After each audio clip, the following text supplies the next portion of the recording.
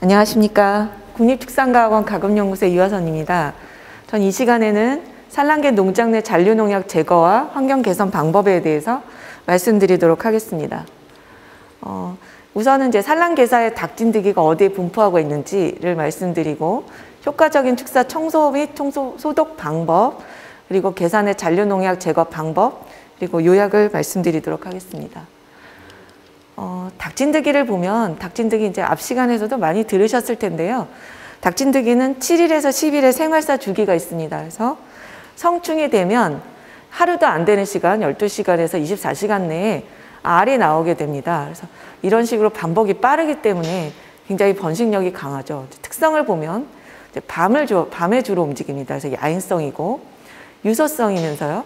부화 후에는 둥지를 떠나지 않는 성질이 있습니다. 이렇다면 움직이지 않느냐? 그건 아니고, 부화하게 되면 그 둥지에서 계속 모이는 거죠. 닭 쪽에 가서 흡혈을 한 다음에 다시 자기 둥지로 돌아오는 이런 습성이 있습니다. 최적 온도는 실내 온도 정도를 좋아하고요. 최적 습도도 뭐 60에서 70도 정도가 됩니다. 산란수는 이제 마리당 총 30에서 50개의 알을 낳고 닭 주변에 서식을 하는데 좁은 공간, 틈 등을 선호하고 있죠. 닭진드기의 번식 능력을 보면 닭진드기가 한 번에 이제 4개에서 8개의 알을 낳는다고 하는데요. 이런 닭진드기 한 마리가 뭐 4개 또는 8개의 알을 부화하게 되면 약 12주가 지나면 이제 400만 마리 또는 6,800만 마리의 이제 번식 능력을 갖게 되죠. 어마어마하게 번지게 됩니다. 그래서 손을 못 쓰게 되는 상태가 될 수도 있습니다. 닭진드기의 분포 중에 보면 이제 닭진드기가 만약에 닭이 닭진드기를 보게 되면 쪼아서 먹게 되겠죠. 그래서 닭진드기는 닭이 눈에 띄지 않는 곳에 있습니다. 그래서 닭이 눈에 보이지 않는 곳이나 닭이 침해를 못하는 곳에 진락을 형성하며 분포가 되어 있는데, 지금 농장들이 대부분 그렇게 만들어져 계시겠지만 케이지가 많이 바뀌었죠, 구조가. 그래서 안쪽에 있던 디귿자 형태를 바깥쪽으로 빼서 이렇게 닭진드기가 안쪽에서 안 보이는 게 아니라 바깥쪽에서 보이도록, 그래서 닭진드기의 상태를 보고 우리가 퇴치를 할 수 있는 상태, 이런 케이지들도 변화가 있습니다. 주요 그 분포 위치를 보면 케이지 와이어의 접합부라든지 산란 패드가 장착되어 있으면 그 안쪽에, 또 케이지 접합부 걸쇠 부분, 그리고 사료조의 밑 연결 부위, 그리고 또 사료조 안쪽에 이제 곡면이라든지 개사 에어덕트 이제 안쪽 면 같은 데에 주로 발견이 됩니다.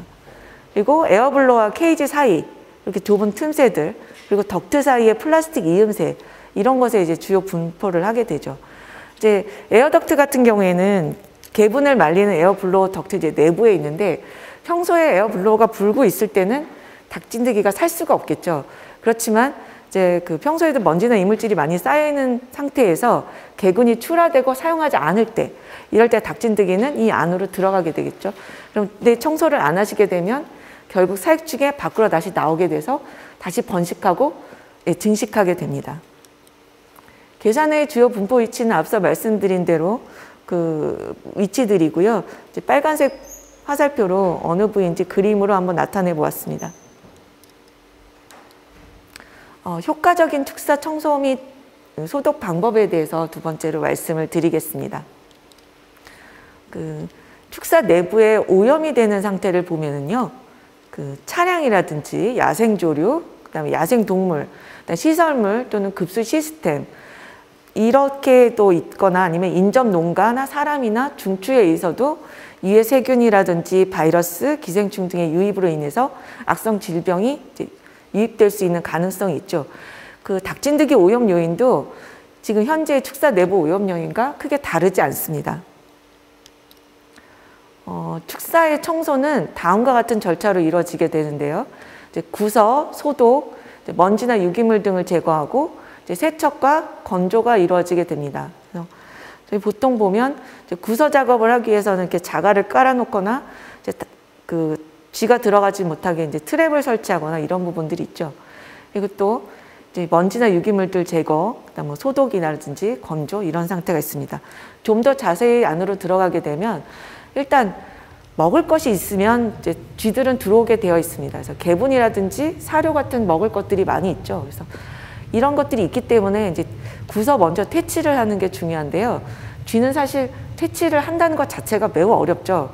하지만 완전 퇴치는 어렵지만 쥐는 질병의 매개체로 아주 큰 역할을 합니다.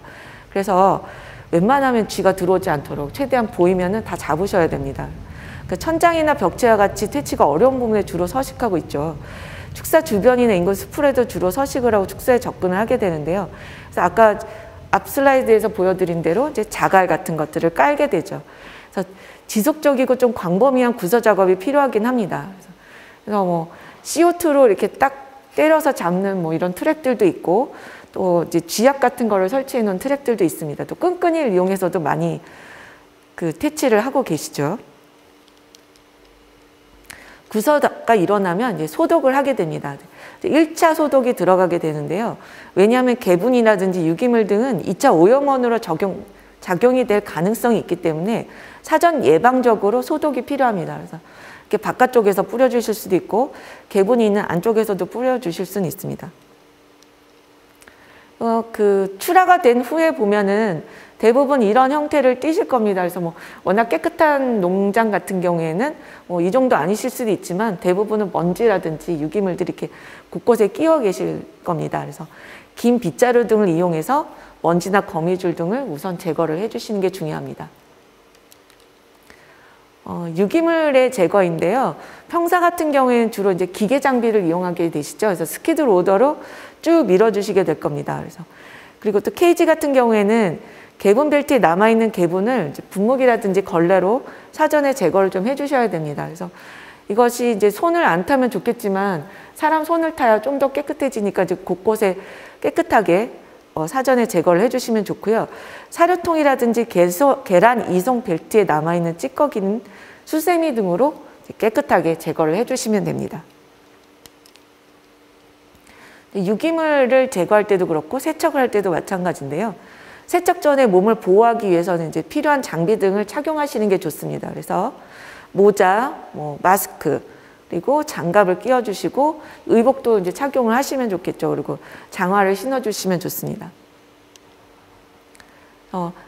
기구라든지 장비류들은 이제 바깥으로 꺼내서 이제 뭐 급이기, 난방기가 있겠죠. 이동식 난방기, 그다음 슬랫 등은 이제 가금 사용기에 이제 사용한 장비들은 다 외부로 반출을 해주시고 충분히 6시간 이상 물에 불린 후에 세척을 해주시면 됩니다. 그리고 깨끗한 물로 헹궈 주셔야 되겠죠. 그 청소 열차에서 이제 먼지 유기물 등을 제거하는 데는 4단계의 세척 방법이 있는데요.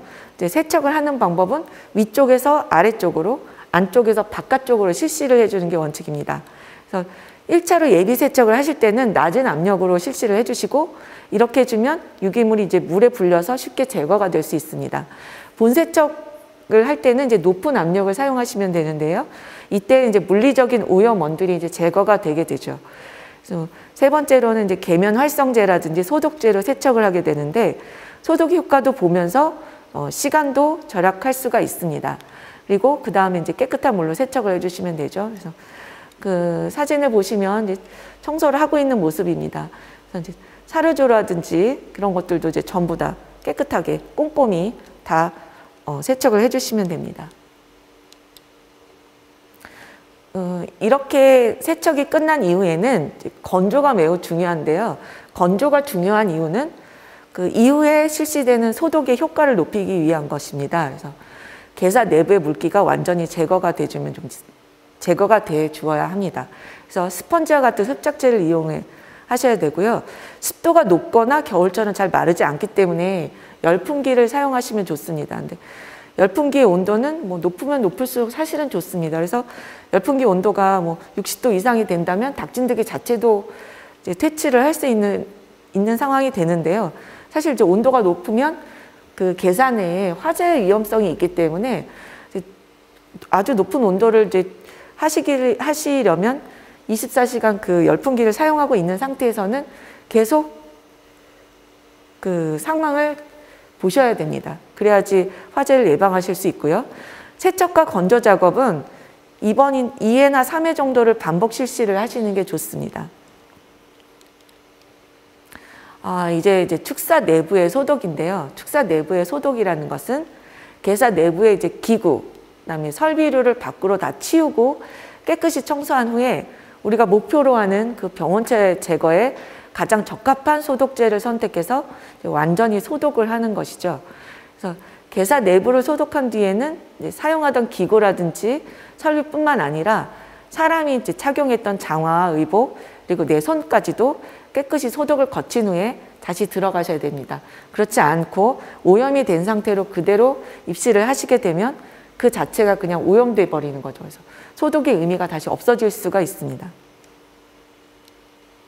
소독제 종류를 보면 소독 대상과 이제 권장 소독제가 있는데요.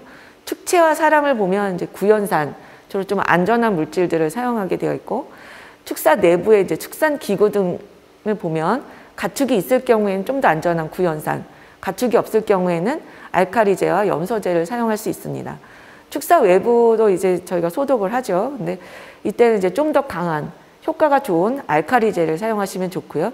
소독조 같은 경우에 이제 알칼리제라든지 알데히드제를 사용하실 수 있습니다.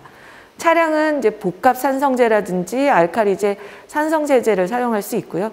음수 소독에는 주로 염소제가 사용이 되고 있습니다. 그래서 밑에 주로 쓰이는 것들을 예시를 들어놨습니다. 그래서 구연산 같은 경우에는 이제 바로킬 A, 알칼리제 같은 경우에 소석해라든지 세이프존 등이 있죠. 그리고 염소제 같은 경우에 젤락스라든지 하라솔, 알데히드제 같은 경우에는 그루타렉, 노로클린스 등이 있습니다. 축사의 주요 성분별 소독약 선택 기준을 보면요. 이제 염기제와 산성세제와 산화제, 뒤쪽에 이제 알데히드제가 있는데요. 염기제에서 보면 탄산소다가 있습니다. 탄산소다 같은 경우에는 분변이 있는 곳에서도 효과를 발휘하고요. 근데 이것은 이제 알루미늄 계통에는 사용하지 말아야 합니다. 가성소다 같은 경우에도 분변이 있는 곳에서도 소독 효과는 발휘가 되는데 차량이나 금속에 부식성이 있어서 조심하셔야 됩니다. 그리고 눈과 피부에 자극이 있기 때문에 사용할 때는 이제 보호 용구를 꼭 착용을 하셔야 됩니다. 그리고 강산과의 접촉은 피하셔야 되는데요. 염기제 같은 경우에는 산성세제하고 마주치면 그 작용 기전이 서로 다르면서도 이제 중화가 돼 버리죠. 그래서 소독 효과가 없어질 수가 있습니다. 그래서 염기제를 사용할 때는 산성세제가 같이 사용하지 않도록 조심하셔야 됩니다. 산성세제에서 이제 구연산이 있는데요. 구연산 같은 경우에는 침투력이 약하기 때문에 단단한 표면에만 사용하는 것이 좋습니다.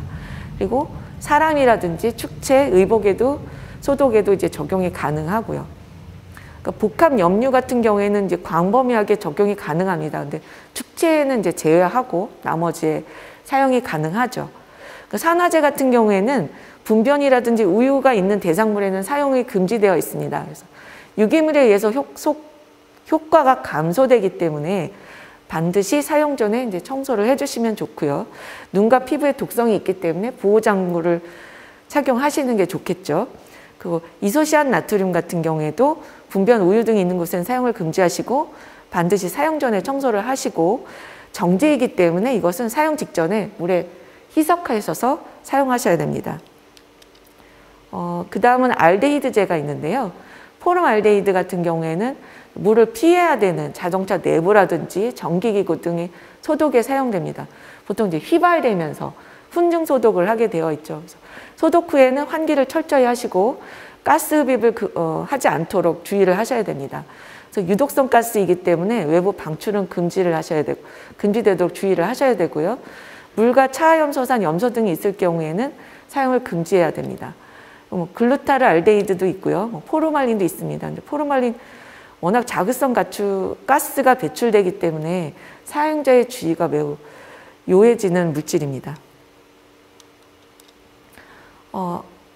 또 AI 바이러스의 효력이 인증된 소독제들이 있는데요. AI를 차단하기 위해서는 AI 효력이 인증되어 있는 소독제를 사용하셔야지만 그 효과를 볼 수가 있습니다. 그래서 농림축산검역본부 홈페이지에 들어가셔서 AI 효력 인증이 되어 있는 소독제들을 찾아보시고 내가 지금 쓰고 있는 그 소독제가 AI의 효력이 있는지 없는지 찾아보시면 되고 혹시 어떤 것이 있는지 모르신다면 이쪽에서 찾아보시면 되겠습니다. 소독약은 사실은 그 농장이라든지 닭들을 위해서 닭들의 질병이 가지 않기 위해서 사용하는 것이지만 또한 작업자의 안전도 매우 중요시 여기고 있습니다.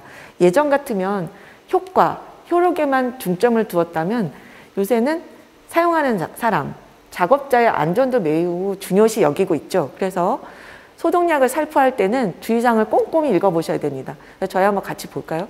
소독제는 동물용 의약품으로 관리가 되고 있고요. 필요한 절차를 거쳐서 허가된 제품만 판매가 가능합니다. 그래서 소독제 허가를 할 때 물론 가축뿐만 아니라 인체에 대해서도 독성이나 안전성을 검사하기 때문에 권장 사용 방법과 용량을 준수하면 인체에 유해한 영향은 없지만 저희가 주의사항이 있다면 그걸 꼼꼼히 읽어보고 그 주의사항에 따라서 사용을 하셔야 됩니다. 그래서 소독약의 살포 및 분무를 실시하기 전에는 반드시 비닐이라든지 고무옷을 입고 비닐 뚫는 고무장갑을 끼시고 마스크를 착용해서 소독약이 피부에 접촉하거나 호흡기로 흡입되지 않도록 하셔야 됩니다. 그리고 소독약은 매번 조제를 하시는 게 맞고요. 금속성 기구는 부식되기 때문에 플라스틱이나 스테인리스제 용기를 사용해서 소독약을 조제를 하시면 됩니다. 하절기에는 사실 소독약의 효과는 증가가 되지만 쉽게 휘발되기 때문에 소독력이 감소될 수가 있습니다. 또 동절기에는 소독약이 응결돼서 약효가 감소될 수 있거든요. 그래서 응결된 소독약은 녹여서 반드시 사용을 하시도록, 그리고 가능한 한 동결된 거는 사용하지 않도록 하시는 게 좋습니다. 그리고 소독약제를 이제 분무하거나 살포할 때는 가축의 사료나 물, 생산된 축산물, 축산 장비 등이 오염되지 않도록 하셔야 되고요. 만약에 소독제가 피부에 닿은 경우에는 물이나 비누물로 깨끗이 씻으셔야 됩니다. 저희가 이제 아마 문자로도 많이 받으실 거예요. 생석회를 도포해라 이런 문자들을 많이 받으셨죠. 그래서 생석회의 살균 능력을 보았는데요. 균을 배양함과 동시에 이제 액상소석회와 생석회를 도포했을 때 그 미생물의 증식이 완전히 억제되어 있는 상태를 볼 수 있었습니다. 그래서 정상인 경우에는 균들이 자랐고요. 액상소석회와 생석회를 뿌린 경우에는 이제 완전히 증식이 억제되어 있는 상태였죠. 그래서 이제 생석회와 소석회의 사용 방법을 보면 생석회는 물과 반응해서 열과 소석회를 생성하게 됩니다. 그래서 이렇게 사용은 되지만 열에 의한 위험도 있고 또 찐득거리는 불편함이 존재하긴 하죠. 소석회 같은 경우에 이제 열은 발생이 안 되고요. 강알칼리성으로 세균 및 바이러스를 사멸하게 됩니다. 일본의 경우에는 평시 관리 시에 10% 소석회 용액을 살포해서 이런 질병 등을 이제 차단하는 것을 볼 수 있었고요. 보통 하는 걸 보면 이제 개사 주변 바닥이라든지 내부 출입로에 소석회 용액을 도포해서 유해 미생물 유입을 억제를 이제 기대할 수 있다는 점을 볼 수 있었습니다. 생석회가 좀 불편한 점은 있지만 소석회가 생석회에 비해서 약 3배 정도 가격 차이가 있습니다. 그래서 사용하실 때는 이것저것 좀 고려를 하셔서 사용하시면 될 것 같습니다. 소독 방법을 보면 이제 분무 소독인데요. 분무 소독 시에는 첫 번째 이제 분무기를 준비하셔야 되겠죠. 그래서 고압 분무기라든지 수동식 분무 소독기 모두 괜찮습니다. 두 번째는 이제 소독약을 준비한 후에는 권장 사용 방법에 따라서 사용하시라 그랬죠. 그리고 물과 보통은 이제 희석해서 사용하게 됩니다. 소독약 살포 시에는 소독액이 충분히 젖을 수 있도록 이렇게 살포를 해주시고 순서는 안쪽에서 바깥쪽으로 실시를 하셔야 되고 천장, 벽, 바닥, 배수구 순서로 살포를 하시면 됩니다. 소독약이 닿지 않는 부분이 없도록 모서리라든지 틈새, 기구 위쪽까지 다 살포를 해주셔야 됩니다. 소독약 살포 후에 1시간이 경과를 한 후에 물세척을 실시하셔야 되고요. 이건 소독약이 효과를 볼 수 있는 시간을 충분히 고려를 하셔서 물세척을 해주셔야 됩니다. 그 전에 하시면 소독약이 효과가 없을 수가 있고요. 세척 후에 물기가 완전히 마를 때까지 건조를 하신 후에 이러한 방법을 2, 3회 정도 반복해서 재소독을 해주시면 됩니다. 닭진드기 방제제를 사용할 때의 그 소독 방법인데요. 닭진드기 방제를 위한 이제 약제를 사용할 때는 반드시 게사가 마른 상태에서 실시를 하셔야 됩니다.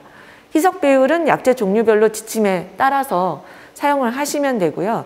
물량은 이제 정해져 있지가 않죠. 그래서 물량을 보시면 1제곱미터당 0.4리터 기준, 층수에 따라서는 팩터를 곱해주는 방법이 있습니다. 예를 들면 10 곱하기 100m 계사에서 4단 KG의 경우에 약제 용량을 보면 10 곱하기 100 곱하기 0.4리터 곱하기 팩터는 4단인 경우에는 1을 빼준 3을 곱해주게 됩니다. 그럼 1200m가 나오죠. 자, 이렇게 해서 뿌려주시면 되고요. 자, 밑에 사진은 기계식 약제 살포를 하고 있는 그런 모습인데요. 진드기가 숨을 수 있는 곳에 약제 살포가 가능한 상태의 기계식 살포가 있습니다. 그래서 빈틈없는 분무 방식을 좀 적용한 이런 기계들도 나와 있는 상태이고요. 그 약제 살포가 어려운 부분들이 있습니다. 그래서 그 약제 살포가 어려운 부분들은 지금 화살표 붉은색으로 표시가 되어 있는데요. 그 여러 개의 가지에서 동시에 분사되는 형식의 분무기를 사용하시면 이런 약제 살포 어려운 부분까지 이제 꼼꼼히 분무를 하실 수가 있어서 이거를 권장해 드립니다. 그리고 진드기가 좋아하는 틈새, 지금 붉은 화살표로 표시를 해놨죠. 참고해서 방향을 잡으시면 예, 약제 살포하는 데 더 효과적으로 살포가 될 수 있습니다. 닭진드기의 방제 성공 사례인데요. 예방을 철저히 한 사례와 닭진드기를 퇴치하는 사례를 구분해서 나타냈습니다. 그래서 예방을 철저히 한 사례에서 보면 외부에서 반입되는 기구라든지 자재는 고온 고압으로 세척을 해서 드리고 계란 팔레트라든지 도구 등은 매번 이제 고온의 물로 세척을 했습니다.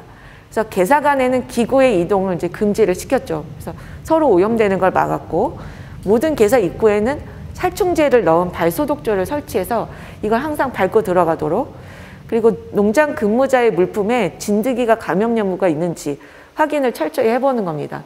요새 보면은 핸드폰을 주로 들고 들어가시면 핸드폰 케이스 사이에 틈 사이에 이렇게 보시면 닭진드기가 보이는 경우에 이제 닭진드기가 꽤 많이 있다고 볼 수가 있는 거죠. 그래서 이런 부분들을 봐도 감염이 됐는지 안 됐는지를 확인할 수가 있습니다.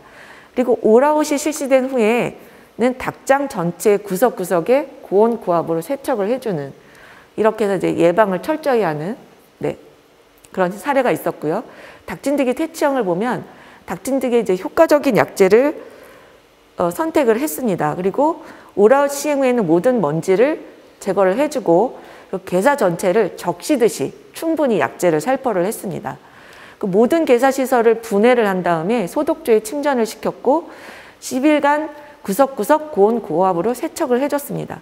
그 세척 후에는 건조가 중요하다고 또 말씀을 드렸는데요. 여기도 1, 2일간 건조를 하였고 이러한 과정을 3회에서 6회 반복을 해서 약 1개월간 이런 과정을 반복했습니다. 그래서 닭진드기 감염 여부를 철저히 확인 후에 입식을 했고요. 이 감염 여부를 어떻게 철저히 확인했느냐, 모니터링을 통해서 확인을 하셨겠죠. 그래서 닭진드기가 잡히는지 안 잡히는지를 봤을 거고, 입식 후에는 이제 더 이상은 이제 약제를 사용할 수가 없죠. 그래서 약제 대신에 고온 고압 세정만 실시를 한 사례입니다. 이렇게 해서 닭진드기를 퇴치하였다고 합니다. 참고 자료인데요.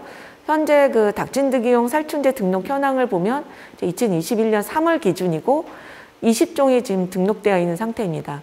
이전에는 농약 성분이 들어가 있는 그런 그 닭진드기 살충제들이 있었습니다. 그래서 빈 축사에만 사용할 수 있고 이제 그 축체가 있는 상태, 닭이 있는 상태에서는 사용할 수가 없는 약제들이 주로 있었는데요.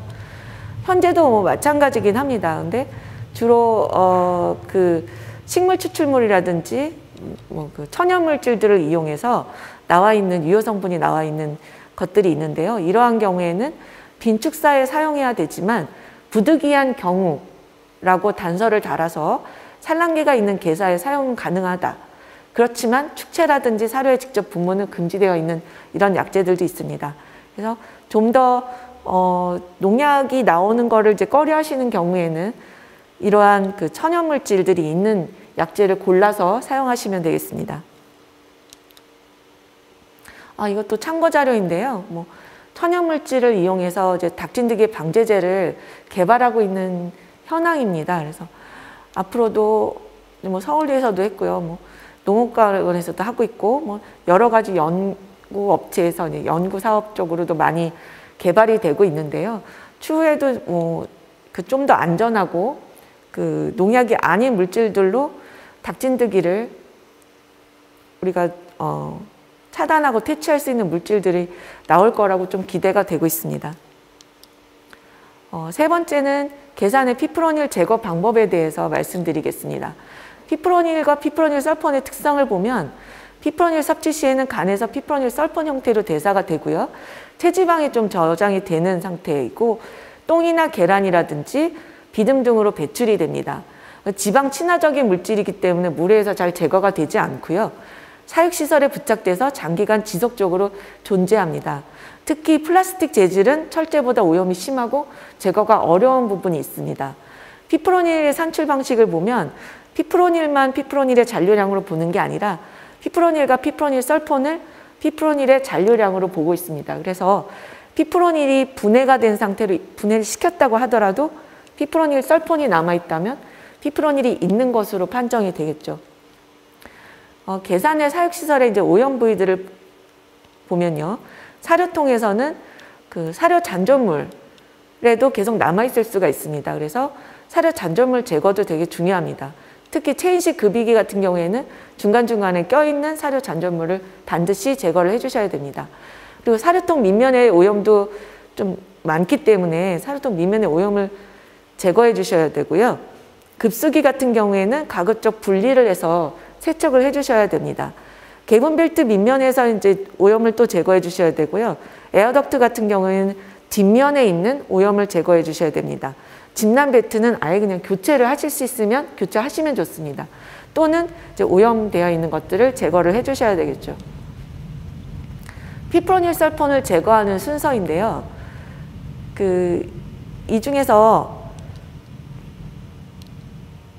그래서 저희가 이제 순서대로가 있는데 가장 중요한 부분은 세척 부분이 되겠죠. 그래서 세척을 보면 계면 활성제 성분을 살포한다. 고압 세척기로 수세한다.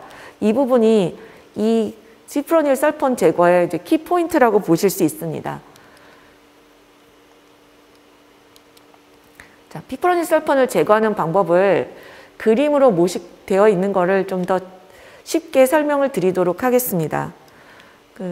작업자는 이 작업을 하기 전에 안면보호 장구라든지 보호복을 반드시 착용해야 됩니다. 피프로닐 설폰도 독성이 있는 물질이거든요. 그래서 이거를 제거하실 때는 본인의 작업자의 안전도 매우 중요시 여겨주셨으면 좋겠습니다. 개사에서는 유기물이라든지 먼지, 개분벨트의 분변을 제거해 주시면 좋습니다. 평사 같은 경우에는 이제 자리깃도 제거를 해주셔야 되고요. 시설물의 표면 온도는 최소 20도 이상 가온을 해주시면 좋습니다. 최적 온도는 이제 35도에서 40도까지 올려주시면 열에 의해서도 그 피프로닐 설폰이 분해되면서 빠져나오기가 쉽습니다.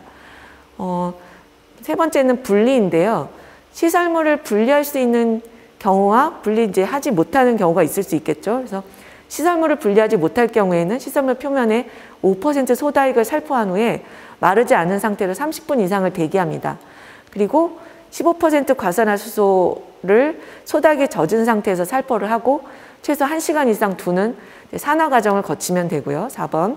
그 다음에 분리 가능한 기구인 경우에는 온수에 침지를 했다가 5% 소다액에 살포하고 그 후에 30분 이상 대기 후에 15% 과산화수소수를 뿌리고 젖은 상태에서 최소 1시간 이상 둔 후에 비누 세척하고 수세를 하게 됩니다. 살포 부위는 사료통 안쪽 바깥쪽, 니플은 물바지를 포함하셔야 되고요. 케이지는 이제 밑면과 측면, 에어덕트의 표면, 그다음 개분벨트는 개분벨트에도 뿌려주시는데 평사 같은 경우에 이제 난상, 커튼이라든지 매트, 그다음에 슬랫, 회 같은 것도 추가해 주시면 좋습니다. 닭이 있는 개사의 경우에는 1, 2번 과정은 빈개사와 동일합니다. 그래서 3번 분리부터 보면은요. 시설물 표면에 5% 소다액을 살포를 하고 마르지 않은 상태로 30분 이상을 대기를 시켰다가 그 살포 부위도 그 빈개사와 동일합니다. 그 안개 분무기라든지 이동식 분무기를 사용해서 살포를 해주고 정확한 살포가 되도록 최대한 노력을 해주셔야 됩니다. 그리고 또 하나 중요한 건 가장 중요한 거죠. 닭의 직접 노출을 최소화하셔야 됩니다. 그래서 그 다음에 이제 산화로 넘어가면 이제 3% 과산화수소수를 소다액에 젖은 상태에서 살포를 하시고 최소 1시간 이상 그대로 둡니다. 그리고 이 과정을 가능한 한 전 과정을 자주 반복해 주셔야 피프로닐과 피프로닐 설폰을 제거할 수 있습니다. 조금씩 분해되어서 나오고 또 지방이 있기 때문에 쉽게 제거가 되지 않아서 여러 번 하면 할수록 더 제거율은 높아진다는 것을 저희가 볼 수 있었습니다. 네, 피프로닐을 썰포하는 방법 중에 알칼리성 폼을, 그러니까 거품 제제를 이용하는 방법이 있습니다. 근데 거품 제제를 이용하게 되면 좀 더 좋은 점들이 있는데요. 이제 온수를 사용해서 이제 사용하시는 게 좋고요. 적은 농도로도 유기물에 매우 강하게 부착을 합니다. 그리고 먼지 깊숙한 곳까지 침투가 가능해서 이제 이걸로 알칼리화를 시키면 이제 무력화가 돼서 수세 후에 잘 떨어져 나오게 되겠죠. 그 거품 제제는 붙어 있는 시간이 많기 때문에 그 거품과 접촉 시간 연장으로 인해서 효과가 더 증폭되는 그런 효과가 있습니다. 그렇지만 또 필요한 거는 폐수 처리 장치가 반드시 정화조가 있어야 되고요. 그리고 조밀하고 건조된 오물덩어리, 그러니까 분변이라든지 쓰레기에서도 효과가 좋다라는 게 관찰이 됐습니다. 이러한 방법도 세척이라든지 수세 과정을 최소 3회 이상 반복을 해야 그 효과가 좀 더 나올 수가 있습니다. 밑에 있는 건 이제 벨기에에서 나온 케노산이라는 이제 알칼리성 폼을 한번 사진으로 보여드리는 거고요. 그 알칼리성 폼을 이용해서 그 제재를 도포한 국내 사례에 대한 사진입니다. 그래서 그 약재를 희석을 시키고 이제 그 동력기를 이용해서 이제 빨아들이죠. 그래서 바깥쪽에도 약재를 살포하는 모습이고요. 안쪽에는 이제 꼼꼼히 다 살포되어 있는 상태입니다. 그리고 오른쪽을 보시면 이제 벽면 쪽, 위쪽, 천장 쪽에도 지금 살포를 하고 있고요. 왼쪽에는 이제 벽면 쪽으로도 살포가 되고 있습니다. 네, 그래서 케이지 안쪽에도 충분히 다 닿을 정도로 거품들이 들어가 있는 상태고요. 네, 그래서 벽면, 천장, 그다음 살포되어 있고 지금 살포된 상태의 이제 거품의 형태입니다. 네, 그래서 꼼꼼히 다 살포되어 있는 상태를 보여드렸고요. 밑에 이제 개분 필터 안쪽까지도 이제 충분히 살포가 되어 있고 지금 보시면은 사료통의 그 체인식 사료통에도 꼼꼼히 다 뿌려져 있는 걸 보실 수가 있죠. 그리고 이렇게 살포된 후에는 바닥에도 흥건하게 지금 거품들이 있는 것을 보실 수가 있습니다. 이렇게 도포를 하면 우리가 도포를 항해 보았을 때는 사료통 밑면이라든지 체인식 급이기의 묵은 때까지도 그러니까 사료 잔존물 같은 것들도 제거가 된 거를 볼 수가 있었습니다. 이렇게 충분히 뿌려준 후에 이제 수세를 하게 되면 피프로닐 제거에 좀 더 효과적이게 되는 거죠. 네, 그래서 오늘 이 시간에는 이제 청소와 소독과 피프로닐 설폰 제거에 대해서 말씀을 드렸고요. 청소는 구서 소독, 먼지 유기물 제거 등 그다음에 세척하고 건조하는 방법을 쓴다고 했고 닥진드기 방제를 하기 위해서는 에어덕트 내부라든지 덕트 사이 이음새 청소도 매우 중요하다는 말씀 드렸습니다. 소독할 때는 그 효력이라든지 안전성, 부식성을 고려해서 소독약을 선택하셔야 되고요. 소독약 살포 후에는 꼭 충분한 시간을 두라고 말씀을 드렸죠. 1시간 경과 후에 물세척을 하시고 건조를 충분히 시킨 후에 2, 3회 정도 반복을 하셔야 됩니다. 그 닭진드기는 어떻습니까? 그 닭의 눈에 보이지 않는 곳이나 닭이 치매를 못하는 곳에 많이 서식하고 있다고 말씀을 드렸죠. 그래서 그런 곳들을 중점적으로 소독을 해주시면 됩니다. 피프로닐 설폰 같은 경우에 피프로닐과 피프로닐 설폰은 소다액과 과산화수소, 비누로 제거한다는 점 그리고 알칼리성 폼 제제를 이용해서 제거를 하게 되면 더 효과적이라는 점을 말씀을 드렸습니다. 네, 이 시간 여기까지 말씀을 드렸고요. 그 닭진드기를 퇴치하기 위해서 또 닭진드기 밀도를 감소시키기 위한 청소라든지 소독이라든지 피프로닐 설폰 제거하는 데 좀 도움이 되셨길 바라겠습니다. 이상입니다. 감사합니다.